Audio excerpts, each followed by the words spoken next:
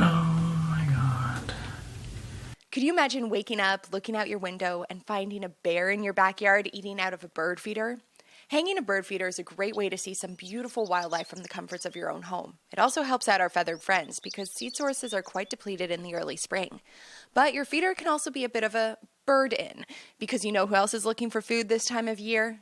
Bears waking up from hibernation. You create this whole, I just think I'm feeding the birds, but in fact, if the seed's dropping, you're bringing in rats or raccoons or skunks, then those animals become prey and attract larger predators such as cougars, bobcat, and bears. Meg Toom is a wildlife educator for the District of Squamish and says they get quite a few calls for bears roaming neighborhoods looking for food, especially in early spring. Because of this, some municipalities in BC won't even allow you to put up bird feeders in the spring and summer months. Others have some strict bylaws you need to follow to avoid a hefty $240 fine. If you are intent on using a bird feeder, you have to make sure it's inaccessible. So you have to hang it at least 10 feet or just over 3 meters high off the ground, because when a bear stands on its back legs, it can reach well over 6+ feet. You don't use one of those poles that just, you drive it into the ground and then hang it, because obviously that's accessible. They just push the pole over.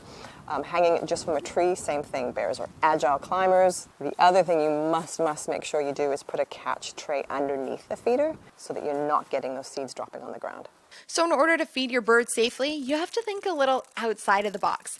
Maybe hang the feeder from an upstairs window, or try a pulley system if you hang it from a really tall structure. Another tip is use specific seeds. Safflower seeds have a bitter taste that bears just don't like. Here's to being very careful while feeding the birds this spring.